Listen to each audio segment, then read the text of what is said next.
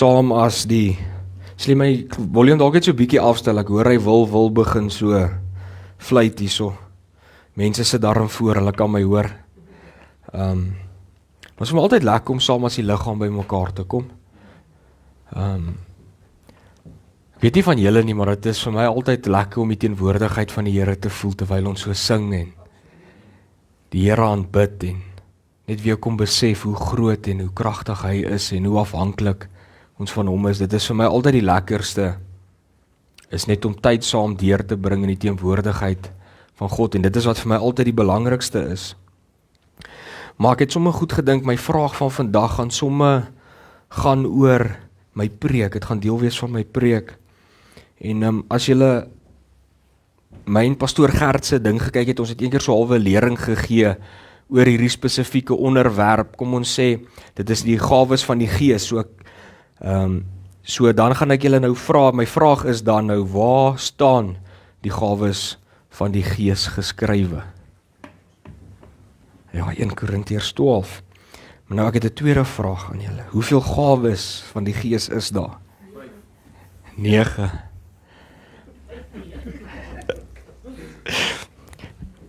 So Mario hoef net 5 te noem, dan kan Tannie Karen die ander 4 noem. Noem hulle 'n bietjie vir my. Weet julle wat hulle is? Die gawes van die Gees.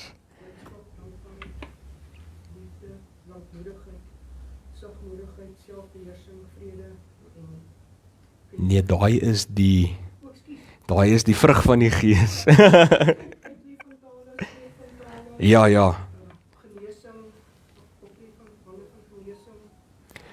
Ja, ek het nou nie getel nie, is genesing, wonderwerke, profesie, praat in tale, uitleg van tale, wat het ek gemis, woord van wysheid, dan geloof, en dan, baie interessant, een onderskeiding van geeste.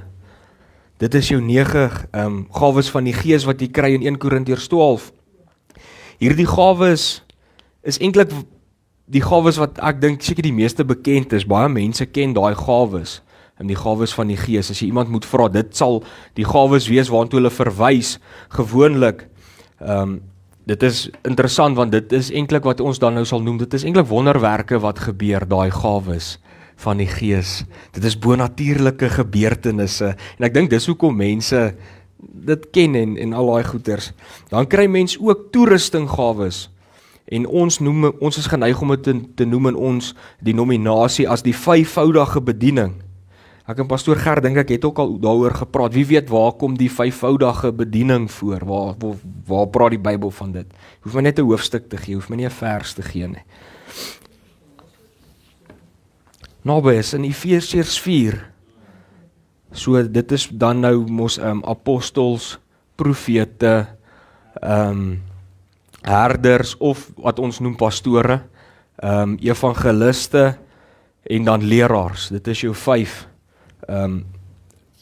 5voudige bediening of jou toerustinggawes. En ek noem hierdie gawes afsonderlik, want ek wil nie hê ons moet hier mekaar raak met hulle vandag nie. Daar's 3 groepe gawes, en ek wil vandag met julle praat oor die genadegawes, en dit sal jou 3de groep basies dan nou wees wat jy kry, en dit lees ons in Romeine 12 van hierdie genadegawes. Maar ek wil eers sê julle moet oplet die verskil tussen hierdie 3 groepe gawes. Die eerste een in 1 Korintiërs 12 het ons gesê, dit is die gawes van die Gees, dit is die gawes wat die Heilige Gees vir jou gee. Met ander woorde, dit is wat die Gees deur jou doen. Nee? So met ander woorde, dit is daai wonderwerke wat gebeur, wat die Heilige Gees deur jou werk. So dit is nie iets wat jy uit jouself uit kan doen nie. Dit is iets wat die Heilige Gees deur jou bewerkstellig. Stem julle saam, ons kan nie wonderwerke verrig uit onsself uit nie. Ons het die Heilige Gees nodig, en dis hy wat dit bewerkstellig. Dan die tweede ene in Efesiërs 4, die 5voudige bediening, dit is dan natuurlik net jou rol wat jy kry in die kerk, jou tipe bediening wat jy kry in die kerk. En dan die derde een waaroor ek wil praat van Romeine 12, en dit is hoe jy dien. En dit is waaroor ek wil praat vandag, en dit is die gawes wat vir my seker die minste genoem word. Mense praat nie baie oor dit nie, Want ek dink mense hou seker nou maar van die in 1 Korintiërs 12, want so, omdat dit wonderwerke is dit nie so nie. Almal wil wonderwerke verrig. Almal wil sien hoe lyk dit as jy vir iemand bid en hy word genees en al daai tipe goed. Dit is of self mense wat profesie het. Mense is geneig om na profete toe te gaan. Hulle hou van bonatuurlike dinge wat gebeur. So mense praat nie baie oor die groep in Romeine 12 nie. So as julle julle Bybels hierso het, kan julle daarna Romeine 12 toe blaai, dan lees ons vers 1 tot vers 8. Maar ek wil vandag hieroor praat, omdat dit belangrik vir my is, omdat hierdie gawes is hoe ons as Christene dien. Dis hoekom dit belangrik is. Ons moet besef hoe ons as Christene moet dien. En ons moet weet hoe om te dien in die liggaam van Christus. Romeine 12 vers 1 sê, broers, op grond van die barmhartigheid van God, roep ek julle dus nou op om julle liggame beskikbaar te stel as 'n offer wat lewend en heilig is en vir God aanneemlik. Dit is julle sinvolle godsdiens. Julle moenie aan hierdie wêreld gelykvormig wees nie, maar verander word deur die vernuwing van julle denke, sodat julle goed kan onderskei wat die goeie en aanneemlike en volmaakte wil van God is. Deur die genade wat aan my gegee is, sê ek vir elkeen van julle, dat jy nie meer van jouself moet dink as wat jy behoort nie, maar dat jy jou gedagtes daarop moet instel om verstandig te wees, volgens die maat van geloof wat God aan elkeen toebedeel het. Want soos ons baie ledemate in een liggaam het, en nie al die ledemate dieselfde funksie vervul nie. Net so is ons, al is ons baie, een liggaam in Christus, en individueel lede van mekaar. Ons het gawes wat van mekaar verskil, volgens die genade wat aan ons gegee is. As die gawe van profesie is, beoefen dit, dan in ooreenstemming met die geloof. As dit is om ander te dien, gebruik dit dan vir dienswerk. Wie onderrig kan gee, moet onderrig. Wie kan bemoedig, moet bemoedig, of bemoediging gee. Wie mededeelsaam kan wees, moet dit met opregtheid doen. Wie leiding kan gee, moet dit met toewyding doen. Wie barmhartigheid kan betoon, moet dit met blydskap doen. Net tot daarso. Hier in vers 1, ons vat ons sommer al van bo af, as ons kyk na hierdie skrif, met wie praat Paulus in hierdie hoofstuk? Met wie praat Paulus hierso in hierdie gedeelte wat ek gelees het? Hy praat met ons almal, stem julle saam? Of praat hy net met pastore of leraars of priesters of predikante of biskoppe of wat ook al julle wil noem? Hy praat met die hele liggaam van Christus, hy praat met ons almal. Wat verwag hy van ons almal? Dit is interessant. Hy sê ons moet onsself gee as lewende offers vir Christus. 'n Lewe wat afgesonder is vir Jesus. Hoekom is dit belangrik? Want dit is waaroor godsdiens eintlik gaan. Is dit nie so nie? Ek het daaroor gedink, om onsself neer te lê vir Christus, jou lewe oor te gee vir my, glo ek, dit is ware aanbidding. Om jou hele lewe oor te gee aan Jesus. Nie net om hier te staan en te sing aanbidding nie, om jou hele wese oor te gee aan Jesus Christus. Hy sê vir ons dat ons nie gemaklik moet raak in hierdie wêreld nie. Wat beteken dit, Mario? Ons moet nie meer wil deel hê in die wêreldse plesier nie, nê? Ons wil nie meer wêreldse plesier najag nie. Ons wil nie meer as ons paycheck inkom aan dadelik borrelstoer toe gaan nie. Ons wil nie daai begeerte meer hê nie. Maar ons moet eerder dat God ons van binne af nuut maak.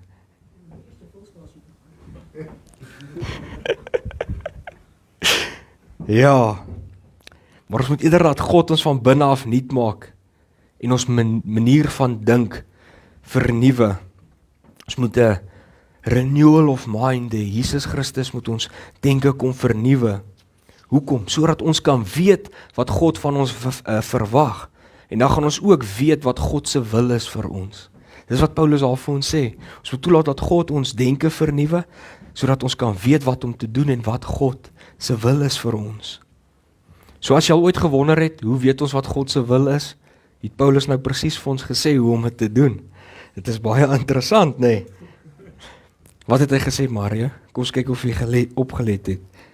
Jy moet jou lewe oorgee aan Jesus Christus en hom toelaat om jou denke te verander, jou lewe te verander. Dan gaan Paulus aan en hy sê verder, ons moenie te veel van onsself dink nie. Ons moet nederig wees en ons ook nie met ander vergelyk nie. Stem julle saam? Ons moet dankbaar wees vir dit wat God vir ons doen, dit wat ons van God ontvang het. Is dit nie so nie? En ek wil, omdat ek dit nou gesê het, kan julle dalk nou dink ek praat van materiële dinge, maar dis nie waaroor ek wil praat, ek wil dit in die konteks hou van die gawes wat hy aan ons gegee het in hierdie skrif. So, in konteks van die liggaam van Christus en die gawes wat hy vir ons gegee het om te kan dien. Mense kyk altyd na die ou wat voor staan en bedien en lering gee en dan wil mense mos so wees. Hulle wil soos die pastoor wees, is dit nie so nie, vir een of ander rede. Baie keer selfs mense is jaloers. Hulle wil nie dalk 'n seker iemand daar nie, hulle wil eerder self daar so staan en sê, nee, ek wil daar wees. Dan kry jy weer ander mense wat dit heeltemal anders te doen, hulle sit weer daai pastoor op 'n pedestal en hulle wil hom aanbid. Nee.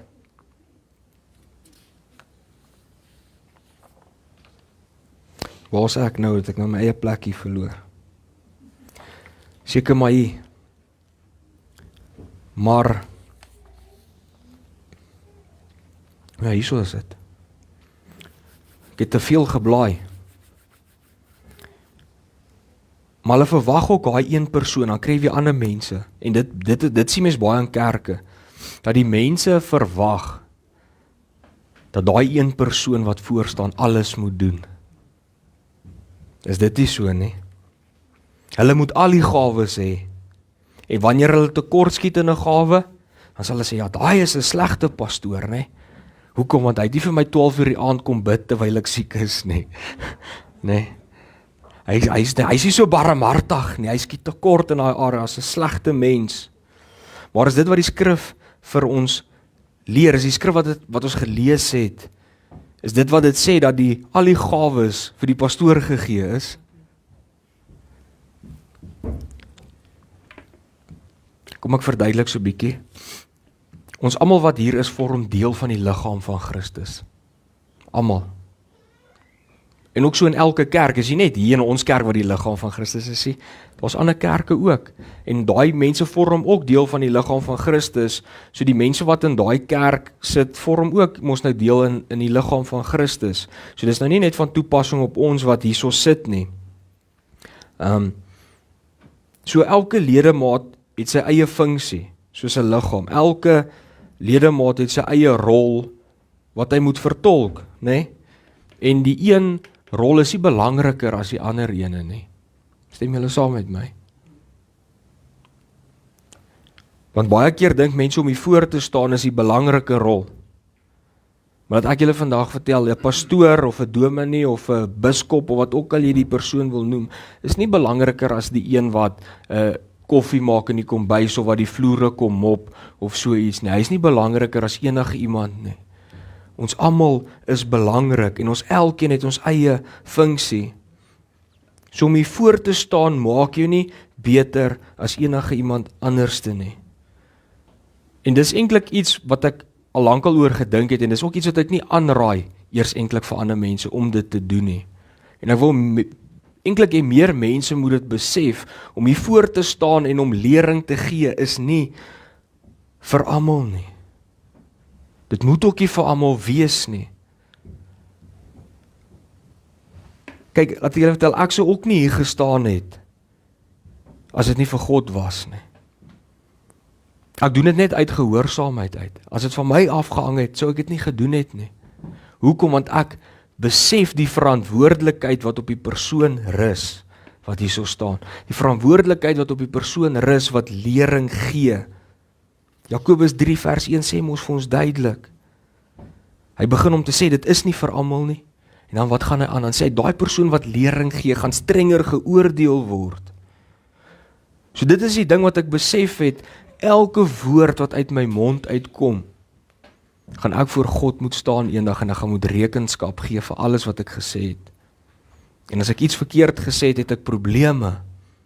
En dit is 'n ding wat ek wens meer mense wil dit besef, meer pastore, mense wat pastore wil word, mense wat hier voor staan om gesien te word, wil dit besef, dat die dag wanneer ons voor Jesus Christus staan, jy het dalk gedink, nou jy is high and mighty, maar die dag as jy voor Christus staan, gaan jy verneder word as jy vals was.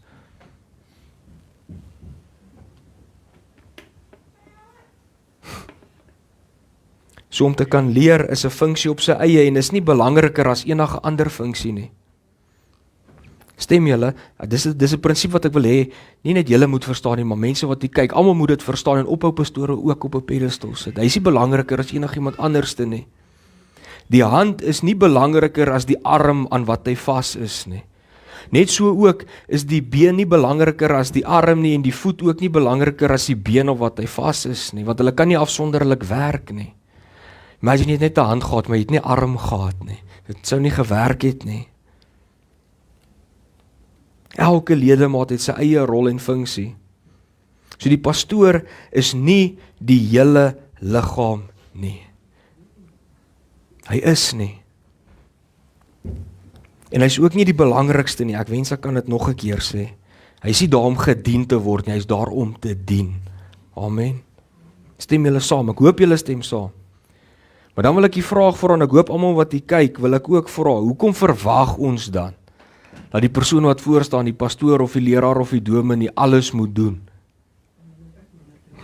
Dit is presies dit. Dan hoef hulle minder te doen. Hy is ook net 'n ledemaat met sy eie funksie in die liggaam. Hy vorm deel van die liggaam van Christus, saam met die gemeente. Hy is ook net 'n ledemaat van die liggaam. En dit is ook hoe hy moet dien. Almal moet mos hulle eie rol hê, hulle eie funksie hê in hierdie liggaam. Want God het vir elkeen sy eie genadegawes gegee om mee te funksioneer, wat hulle moet doen in die gemeente. Nee, net soos wat ek genoem het, die hand kan nie sonder die arm nie. So as die pastoor net deel is van die liggaam, kom ons sê hy is die hand, en jy is die arm, hoe verwag ons moet 'n kerk funksioneer, as die arm nie sy werk wil doen nie, dan gaan die hand net hierso staan en niks uitgerig kry nie, want hy kan nie uitgaan en iets vat nie. En dan die ander ene sê ook, ons moenie dink jy's te goed. Dis wat hy daar bedoel het, moenie dink jy's te goed om die voet te wees nie. Nou kry jy weer mense, God het hom 'n gawe gegee, maar hy wil nie die voet wees nie, hy wil die hand wees. God het jou geseën dalk met barmhartigheid, maar jy wil dit nie hê nie, jy wil eerder 'n leiereienskappe hê. So nou kyk jy na die bestuursraad as 'n voorbeeld en nou sê jy jaloers, ek wil ook so wees. En ek voel dan, ons het dan nie die regte gesindheid nie, ons het nie die regte hart nie. God het vir ons genadegawe gegee, want dit is hoe hy wil hê jy moet dien in die liggaam, hoe jy moet funksioneer in hierdie liggaam, dis hoe hy jou wil gebruik. Kom ons kyk soms 'n bietjie na die verskillende genadegawes wat ons kry. Die eerste een sê, iemand het dalk die genadegawe om God se boodskap bekend te maak. Ja, ons noem dit mos maar profesie, is dit nie so nie? Dan moet dit gedoen word, né? Kom en maak God se wil, kom maak God se boodskap aan ons bekend. Want dit is tot stigting van die liggaam. Nee, saam met die geloof wat jy deur God se hand ontvang het. As ons genadegawes gegee is, moet ons dit gebruik tot voordeel van die liggaam. Wat is die volgende ene? Dit is die genadegawe om ander te dien. Dit is 'n mooi ene. Dis soos ek gesê, dit is die persoon wat agter die skerms werk, is dit nie so nie? Dis daai mense wat sal vroeg inkom op 'n Sondagoggend op 'n voorbeeld, aan sien hulle Mario het vuil getrap op Vrydag na die jeug en dan kom mop hulle gou die vloer voor die ander mense inkom. of die een wat dalk die stoele kom regskuif voor die ander mense kom, of selfs die mense wat vir die orkes koffie maak terwyl hulle lekker oefen. Wat 'n wonderlike mense is hulle nie, nê? Dit is ook mense wat hulle worry nie om raak gesien te word om dit te doen nie. Hulle doen dit uit liefde uit. Dit is hulle passie om te kan dien. En wat vir my mooi is van hierdie mense, dit is mense wat gewoonlik die leiers se regterhand sal wees in die gemeente. Dit is iemand op wat die leiers kan staatmaak en wat die leiers help. Mense wat dien. En ek moet ook sê, ek dink ook dit is mense wat graag uitreik aan mense om te hoor hoe gaan dit. Is jy nog okay? Daai tipe mense. En die volgende gawe wat ons kry is onderrig. Ek wil nou hê mense moet nou nie de mekaar raak nie. Hierdie onderrig is anderste as die vyfvoudige bedieningse leraar. Dis nie dieselfde nie. 'n Leraar kan die genadegawe van onderrig ook hê, maar dit beteken nie as jy die genadegawe van onderrig het dat jy outomaties 'n leraar is nie. Dit is afsonderlik van mekaar. Maar 'n persoon met die genadegawe om te onderrig is dalk iemand, sê nou ek preek vandag en jy verstaan nie mooi wat ek gepreek het nie. Daai persoon het daai manier om onderrig te kan gee, dat hy vir jou na die tyd mooi gaan verduidelik wat het ek eintlik bedoel. Dis iemand met 'n talent om dit te kan doen. En wat ook mooi is van daai tipe mense, en ek persoonlik dink is verskriklik belangrik, want baie keer lees ons Bybels, daar's goed wat ons nie in die Bybels verstaan nie, en daai mense is daai persoon wat jou gaan reghelp en sê nee, dit wat jy hier lees verstaan jy verkeerd. Dit is die waarheid, dit is eintlik wat hier so staan, dis hoe jy dit moet verstaan. En hoekom ek dink is belangrik, daai mense help dat daar nie valse lerings kom in 'n kerk nie. Dit is vir my eintlik wonderlik. En ek dink ook, dit kan mense wees soos wat noem jy hulle, sondagskoolonderwysers. Dit is mense wat kindertjies reg kan oprig in die waarheid van God, ware Bybelse kennis. En hulle dra dit op so 'n manier oor, dat hulle dit verstaan. Dan kry jy die genadegawe van bemoediging. Weet julle daarom wat's bemoediging? Ek glo daarom almal weet wat's bemoediging. Daai mense wat bemoedig is, daai mense wat vir jou sê, kom man, ek glo aan jou. Ek weet jy kan dit maak. Dis soos toe ek geleer het, sê vir pastoor, nee, ek het nie meer lus vir hierdie besig. Hy sê, nee man, jy is amper klaar, kom, ek weet jy kan dit doen. Volhard tot die einde toe.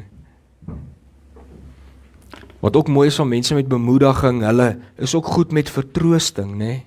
Hulle is daar vir mense in moeilike tye. Mense wat moed verloor het om hulle te bemoedig om aan te hou, aan te gaan. Hulle sê, ek weet jy kan dit doen. Hulle spoor mense ook aan in gehoorsaamheid. Dit is mooi van hulle. As jy voel jy wil van die pad af bietjie gaan, dan sê hulle, nee man, ek weet jy kan beter. Hulle praat op so 'n manier wat eintlik hoop bring vir 'n mens en jou weer opbou. Mense met die gawe van bemoediging. Dan kry jy die gawe van mededeelsaamheid. Dit is iemand wat maklik nood raak sien. Dit is iemand wat in die kerk moet wees wat maklik sal nood raak sien tussen die ander ledemate as 'n voorbeeld. So as hulle sal sien, jy het nie kos nie, is dit iemand wat, dit hoef nie eers noodwendig, ek het al gehoor baie mense sê dit is geld, maar dit is nie net geld vir my nie, dit is mense wat, al het hy nie geld nie, maar hy het kos, dan sal hy vir jou van sy kos gee, om te kan eet, sodat jy ook kan eet. Hy deel graag. Of op 'n ander manier wat hulle ook mededeelsaam is, sê byvoorbeeld, op my manier om te kan verstaan, as jy dalk nou jou hek by die huis wil regmaak, die ding het gebreek en jy het nie 'n welding masjien nie, gaan hy jou help met dit. Hy sê, kom ek help jou gou-gou met dit broer, ek sort jou gou-gou uit. Sê, dit is daai tipe mense. Hulle geniet daarvan om mense te ondersteun. En wat ook mooi is, hulle soek nie erkenning vir dit nie, hulle doen dit uit liefde uit. Dis nie mense wat skyn heilig is of bymotiewe het wanneer hulle dit doen nie. Dit is mense wat omgee vir ander. Hulle het 'n suiwer hart. Nie so sommige mense wat agter daai kamera sit nie. Hulle doen dit sonder bymotiewe. Hulle doen dit sonder om aandag te trek. Maar rarig mense wat mededeelsaam is daai mense wat 'n arm persoon op straat sien en vir hom kos sal koop, laat niemand dit raak sien nie. Wat nie wil hê mense moet sien dit wat hy doen nie. Dis iemand wat regtig daai gawe het. Dan kom ons by die gawe om leiding te gee. Kyk, hierdie gawe gaan nie daaroor om baas te speel nie. Mense like mos as hulle in 'n leierskapposisie is. Ja, ek is nou die baas hierso. Maar weet julle wat is Bybelse leiding? Is om te dien. Jesus Christus was die mooiste voorbeeld van dit. Hy is die koning van die konings, maar hy het gekom om te dien. So die persoon wat hierdie gawe het, probeer nie mense oorheers nie, maar help hulle eerder om vooruit te gaan en om geestelik te groei. Wat ook mooi is van hierdie mense, dis mense wat verantwoordelik is, dis mense wat verantwoordelikheid vat, dit is mense op wie jy kan staat maak. Dit is dan die mense wat gewoonlik, jy sal vra in die kerk om soos projekte vir jou te dryf, want jy kan op hom staat maak, hy is verantwoordelik en hy is goed om leiding te gee. Dit is selfs mense wat dan nou op jou bestuurraad dien, of sulke goed, of selfs as jy selgroepe het, dit sal jou leiers van jou selgroepe wees, wat daai goed organiseer, al daai goeders. Nee, oom Johan, goeie leiers. Dit is waar leiers gebruik word dan. En wat mense moet besef, jy hoef nie 'n amptelike posisie te hê soos 'n pastoor om leiding te kan gee nie. Daar's baie mense wat verskriklik effektief lei sonder 'n amptelike posisie. Jy het dit nie nodig nie. Ek dink dis 'n ding wat ons uit ons koppe uit moet kry hier in die kerk is hou op, jy weet, altyd 'n posisie, mense hang, jou baas is jou baas daar by die werk. Hier in die kerk is Christus die een onder wie se gesag ontstaan. Dan die laaste een is barmhartigheid. Nou hierdie is 'n wonderlike persoon, dit is iemand wat diep geraak voel wanneer iemand seer het of pyn het. Dis daai persoon wat vir siek mense omgee. Daai mense wat vir arme mense omgee. Dis daai persoon wanneer iemand siek is in die gemeente wat hom sal gaan besoek en sê, broer, hoe gaan dit nog met jou? Vir hom bietjie sop maak, vir hom sop bring. Daai tipe goeders doen. Sy lanklaas in die kerk was om 'n lytjie gee. Broer, is alles nog oukei by die huis? Hulle ondersteun op 'n praktiese vlak, maar ook emosioneel, nê? Wat ek agtergekom het, dis mense wat geneig is om baie geduld te hê. En hulle is baie sag.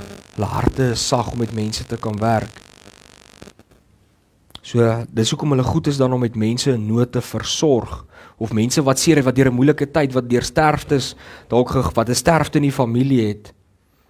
En hulle is ook daai mense wanneer iemand uitgestoot voel, mense wat verwerp voel deur die samelewing. Dit is hulle wat dan nou gaan en hulle sê, hey, met hulle vriende maak, hulle vertel van die Here en hulle met liefde behandel.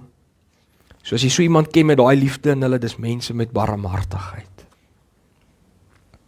Is julle met my? Het lyk of ek julle verveel vandag, né? Ek spring en skree en gaan nie te kere vandag nie. Ek doen nooit nie.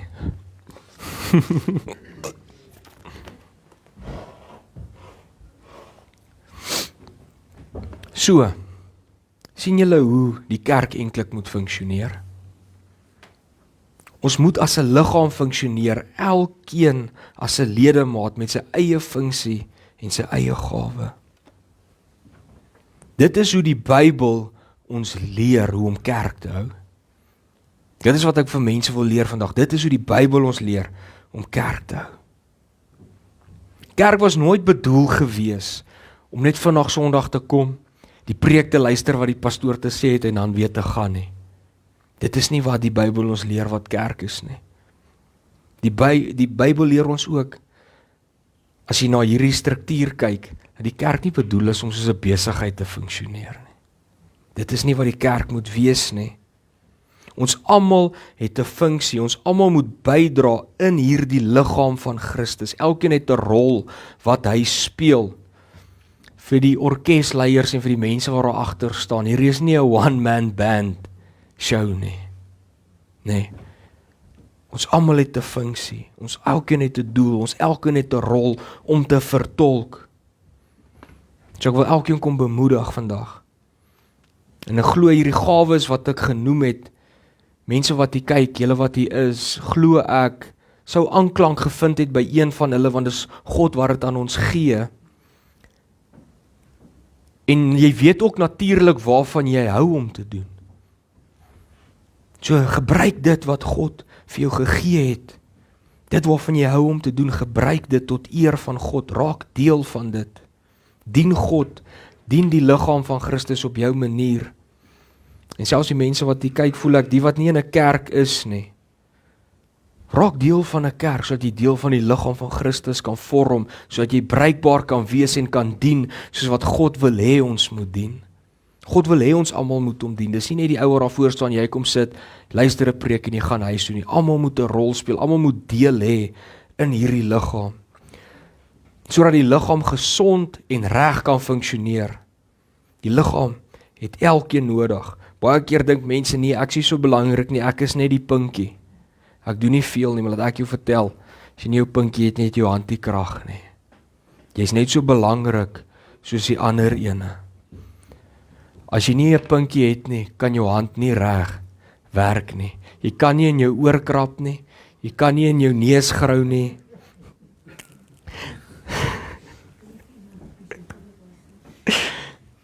So wat ek eintlik het vandag voorkom, sê ek wil by elkeen pleit, dat ons elkeen moet begin ons gawes gebruik en dien soos wat God wil hê ons moet dien. Bruikbaar wees, tot stigting van die kerk, tot stigting van sy liggaam, maar die belangrikste van alles, tot eer van God. Want dit is hoe hy wil hê ons moet dien. En dan wil ek dit laastens sê, as mense regtig nie weet wat hulle genadegawe is nie, die beste manier om uit te vind is om deel te raak van goed.